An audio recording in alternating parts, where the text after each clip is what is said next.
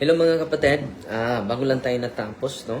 At meron pa tayong gagawin na anointing of the sick.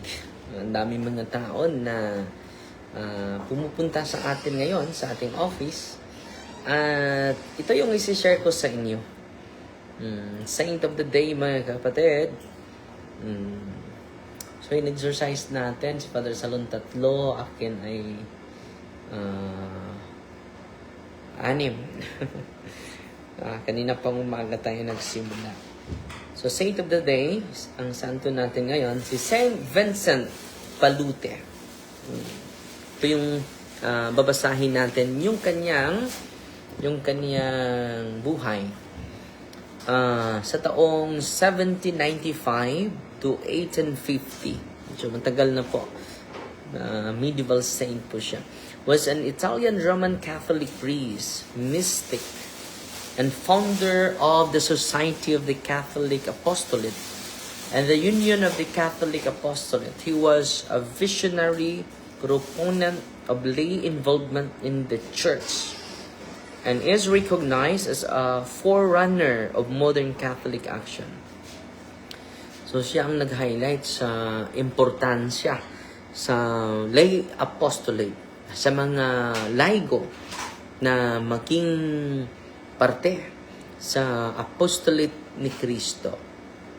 So nakanunay siya noong 1963 by Pope John the 23rd. He remains influential in the Catholic spirituality and ministry worldwide, no? Kahit wala pang Facebook sa panahon niya. So yung influence niya worldwide. So, grabe itong Saint Vincent Palute. Naisilang pala siya noong April 23, 1795, doon sa Roma. Namatay siya January 22. So, ngayon ang yung festa niya. January 22 ngayon. 1850. Founder, Society, and Union of the Catholic Apostolate. Josephine here, katong ni testimony, oy si Tatsuki Lirazan. Ikaw pala ito, Sister Jocelyn. Salamat, Sister Jocelyn, ha, sa magandang sharing mo. Maraming na-inspire, no? So, early life and priesthood. Ito yung early life and priesthood ni Saint Vincent Palute. Born to a devout Roman family, Palute showed compassion and piety from an early age. Ordained a priest in 1818. He taught theology briefly before dedicating himself to pastoral work among the poor, the sick, and the youth. Laging binibisita niya yung mga pulubi, mahihirap, may sakit, at mga kabataan. His spirituality was centered on the imitation of Christ, on service that united contemplation with active charity. He was known for his humility and practical care for society's marginalized. So, lagi siyang nandyan sa mga taong kinaliputan sa ating lipunan. No? So, founding the Union and Society of the Catholic Apostolate. So, nagtatag siya ng isang grupo na society. In 1835, Palute founded the Union of the Catholic Apostolate to awaken faith and rekindle charity among all baptized Christians.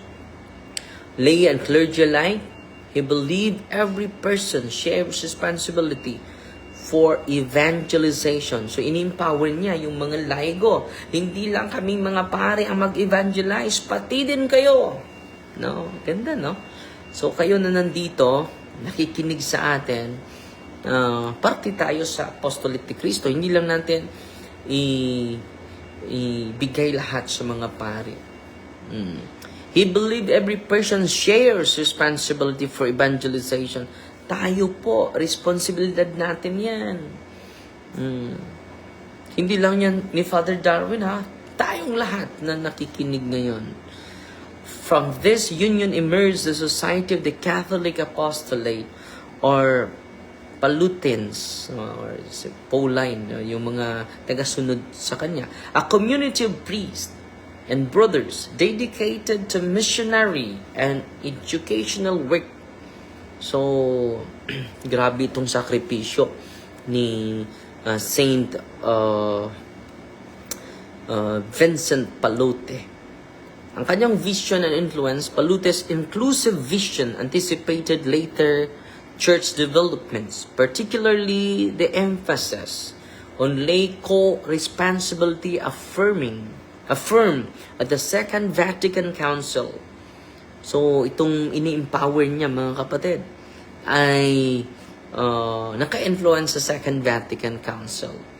Pope Pius XI and Pope Paul VI hailed him as a precursor of Catholic action. His motto, the love of Christ urges us on. Kinukote niya is 2 Corinthians chapter 5 verse 14. Continues to guide Pallottine communities across more than 50 countries. Ang dami, no? Na empower niya ng mga nations, no? The love of Christ urges us on. Ang pag-ibig natin ni Kristo ang dahilan.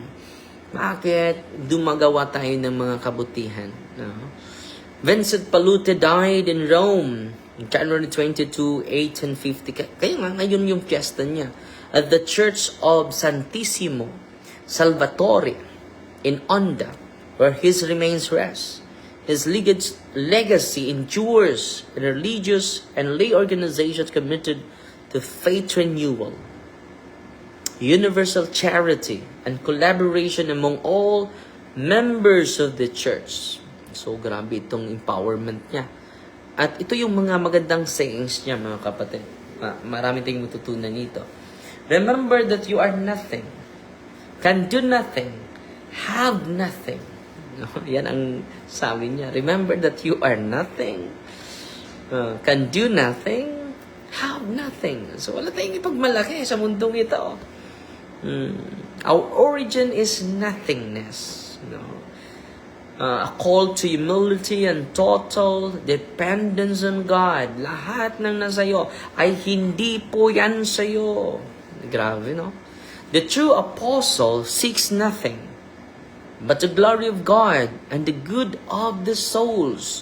Yan yung prinsipyo niya. Charity is infinite because God is infinite. Wow. No.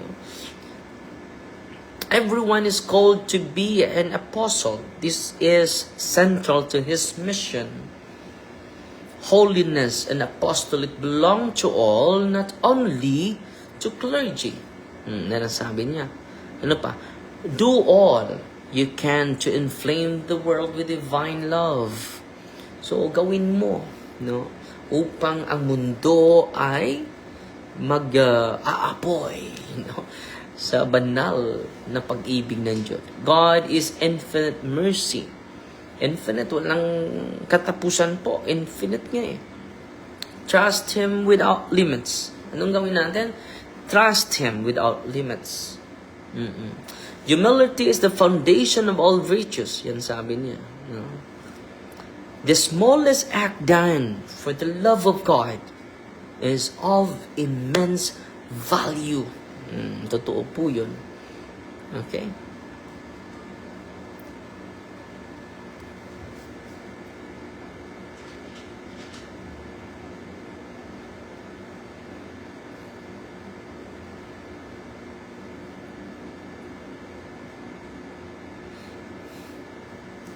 So, yan lang po mga kapatid, no? May share ko sa inyo. Sana po na-inspire kayo sa kunting live natin. Short live natin. So, ngayon magsagawa tayo ng adoration. Consecrate natin yung buong parokya natin, buong diocese natin. At sa mga followers natin, i-consecrate natin sa Holy Hour mamaya. Si Liazan Suarez, God bless us, Padre. 50 stars. Si Monet Gamao, 99 stars. Salamat po. At salamat po sa inyo ha. At ang Diyos na po magsukli sa mga kabutihan natin. In the name of Father, the Son, the Holy Spirit, Amen. Our Father, who art in heaven, hallowed be the name, the kingdom come. The will be done on earth as it is in heaven.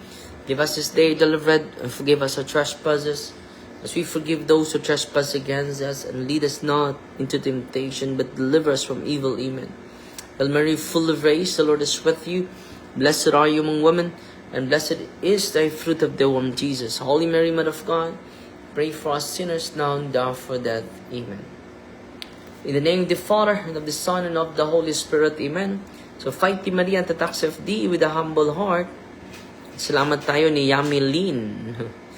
Nagpadala ng 100 stars. Sa amin ni Yami Lin. Hello, Father. I'm so blessed. God gave me a chance to see and meet you in person last Christmas and New Year. Balik California na pod me. Sa online na pod ko mag-watch. Salamat, Exo, no? Thank you kayo. Si Timoteo Pastor. Uy! Timoteo Pastor, kumusta na ka? Si additional 100 stars ni Sister Yami Lin. No, salamat po. At si Penny Brown, 50 stars. God bless from the Diocese of Mass in Sir Rap. Si Raps Shilmer de Los Santos. Salamat. Si Cathy Marquez. Uy, nagpadala 50 stars. 100 stars. Salamat po. Si Lia Suerte. Prayers for strength. Si Eva de Queros is watching. Si Leah Reyes. Father, please. Si Marilyn Villa Hermosa. Si Tatsuki Lirazan. Mercy Datoy. Sa Zamboanga del Sur. So, yan lang po ha. At sana po ay mag-anointing of the senses po ako. In the name of the Father, the Son, the Holy Spirit. Amen. Fight Team Maria at attacks of thee with a humble heart po. God bless.